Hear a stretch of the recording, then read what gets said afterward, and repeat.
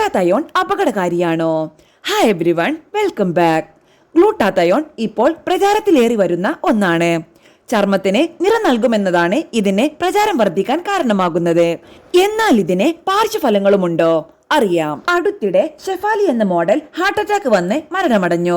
ഇവർ anti ageing ചികിത്സ നടത്താറുണ്ടെന്നും vitamin C, glutathione എന്നിവ ഉപയോഗിക്കാറുണ്ടെന്നും വാർത്തകളുണ്ട്. ഇവ ഉപയോഗിച്ചതാണ് ഇവരുടെ 40കളിലെ മരണത്തിന് കാരണമായതെന്ന രീതിയിലും വാർത്തകൾ വരുന്നുണ്ട്. ഇന്നത്തെ കാലത്ത് ഗ്ലൂട്ടാതയോൺ ഉപയോഗം പൊതുവെ സമൂഹത്തിൽ വർദ്ധിച്ചു വരുന്നുണ്ട്. നിറം വർദ്ധിപ്പിക്കാൻ ഇത് സഹായിക്കുമെന്നാണ് പൊതുവെ വിശ്വസിക്കപ്പെടുന്നത്. നിറം വർദ്ധിപ്പിക്കാൻ ഏറ്റവും പ്രചാരത്തിലുള്ളത് ഗ്ലൂട്ടാതയോൺ ഇഞ്ചക്ഷനുകളാണ്. ഗ്ലൂട്ടാതയോൺ ഒരു ശക്തമായ ആന്റി ഓക്സിഡന്റ് ആണ്. ഇത് മനുഷ്യ ശരീരം സ്വാഭാവികമായി ഉൽപ്പാദിപ്പിക്കുന്നു. ഇത് കോശങ്ങളെ ഓക്സിഡേറ്റീവ് സ്ട്രെസ്സിൽ നിന്നും രോഗങ്ങളിൽ നിന്നും സംരക്ഷിക്കുന്നു. പിന്നീട് ഇത് ത്വക്കിന്റെ നിറം വർദ്ധിപ്പിക്കാനും ചെറുപ്പത്തിനും സഹായിക്കുന്നുവെന്നാണ് പഠനങ്ങൾ പറയുന്നത്. ഇത് ശരീരത്തിലെ ഫ്രീ റാഡിക്കലുകളെ എതിർത്ത് സെല്ലുകളെ ക്ഷതമാകുന്നതിൽ നിന്ന് സംരക്ഷിക്കുന്നു. ഇത് രോഗപ്രതിരോധ ശക്തി വർദ്ധിപ്പിക്കുകയും ലിവർ ഡിഡോക്സിഫിക്കേഷനെ സഹായിക്കുകയും ചർമ്മത്തിന് ആരോഗ്യം നൽകുകയും ചെയ്യുന്നു. ശരീരം സ്വാഭാവികമായി ഗ്ലൂട്ടാതയോൺ ഉൽപ്പാദിപ്പിക്കുന്നുവെങ്കിലും പ്രായം, ക്ഷീണം, അസുഖം തുടങ്ങിയവ ഇതിന്റെ അളവ് കുറയ്ക്കാം. എന്നാൽ ഗ്ലൂട്ടാതയോൺ പലർക്കും പലതരത്തിലുള്ള ആരോഗ്യ പ്രശ്നങ്ങളും ഉണ്ടാക്കുന്നുണ്ട്.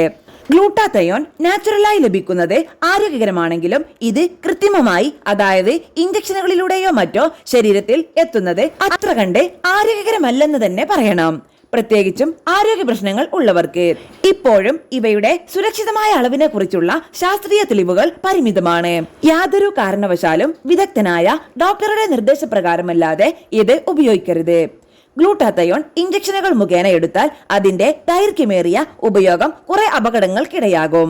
ചിലർക്ക് ഗ്ലൂട്ടാതയോൺ ഇഞ്ചക്ഷൻ അല്ലെങ്കിൽ ക്രീമുകൾ കാരണം ചൊറിച്ചിൽ, അലർജി പ്രശ്നങ്ങൾ എന്നിവ ഉണ്ടാകാം. അമിതമായി ഉപയോഗിച്ചാൽ കരളിന് ഇത് ബുദ്ധിമുട്ടുണ്ടാക്കാം. ദീർഘകാല ഉപയോഗം കിഡ്നി പ്രവർത്തനത്തെ ബാധിക്കും. ഉപയോഗം നിർത്തിയാൽ ത്വക്കിന്റെ നിറം വീണ്ടും മങ്ങാം.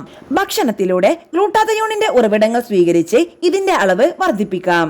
ശരീരത്തിലെ ഗ്ലൂട്ടാതയോണിന്റെ അളവ് പ്രകൃതിദത്ത ഭക്ഷണങ്ങൾ, ആരോഗ്യകരമായ ജീവിതശൈലി എന്നിവ വഴി നിലനിർത്താം. സൾഫർ അടങ്ങിയ പച്ചക്കറികൾ, ഗുണമേന്മയുള്ള പ്രോട്ടീനുകൾ, ആന്റി ഓക്സിഡന്റ് പഴങ്ങൾ എന്നിവ ഭക്ഷണത്തിൽ ഉൾപ്പെടുത്തി ആരോഗ്യം സംരക്ഷിക്കാം. സൾഫർ ഗ്ലൂട്ടാതയോൺ ഉൽപാദനത്തിന് അത്യാവശ്യമാണ്. ഇവ ഉൾപ്പെടുന്നു: വെളുത്തുള്ളി, ഉള്ളി, ബ്രക്കോളി, ഫ്ലവർ, ക്യാബേജ്, കോളിഫ്ലവർ എന്നിവ ഇതിൽപ്പെടുന്നു. പ്രോട്ടീൻ സമ്പുഷ്ടമായ ഭക്ഷണങ്ങളിൽ ഗ്ലൂട്ടാതയോൺ അടങ്ങിയിട്ടുണ്ട്. ചിക്കൻ, ടർക്കി, ട്യൂണ, സാൽമൺ, മുട്ട, ചില പഴങ്ങളും പച്ചക്കറികളും ഗ്ലൂട്ടാതയോൺ ഉൽപാദനത്തിൽ പ്രോത്സാഹിപ്പിക്കുന്നു. അവക്കാഡോ, സ്പിനാച്ച്, ആസ്പരാഗസ്, തക്കാളി, സ്ട്രോബെറി, വാട്ടർമെലൺ എന്നിവയിൽ ഇതുണ്ട്. തുളസി, മഞ്ഞൾ, മിൽക്ക് തിസിൽ എന്നിവയിലും ഇതുണ്ട്. വിറ്റമിൻ സി, സെലീനിയം എന്നിവ ഗ്ലൂട്ടാതയോണിന്റെ പ്രവർത്തനം മെച്ചപ്പെടുത്തുന്നു. നല്ല ഉറക്കം ഗ്ലൂട്ടാതയോൺ നന്നായി ഉൽപ്പാദിപ്പിക്കാൻ സഹായിക്കുന്നു. വ്യായാമം ഓക്സിഡേറ്റീവ് സ്ട്രെസ് കുറയ്ക്കുന്നു. ഗ്ലൂട്ടാതയോൺ പോലുള്ളവ യാതൊരു കാരണവശാലും വൈദഗ്ധ്യമില്ലാത്തവരിൽ നിന്നും സ്വീകരിക്കരുത്. ഇത് അത്ര അത്യാവശ്യമെങ്കിൽ മാത്രമേ ഉപയോഗിക്കേണ്ടതുള്ളൂ. തികച്ചും നാച്ചുറൽ വഴികളിലൂടെ ഇവ ശരീരത്തിൽ എത്തുന്നതാണ് ഏറ്റവും നല്ലത്. ഏത് സൗന്ദര്യവർദ്ധക വസ്തുക്കളെങ്കിലും ഡോക്ടറുടെ അഭിപ്രായം തേടി മാത്രം ഇത്തരം കൃത്രിമ വഴികൾ പരീക്ഷിക്കുന്നതാണ് നല്ലത്.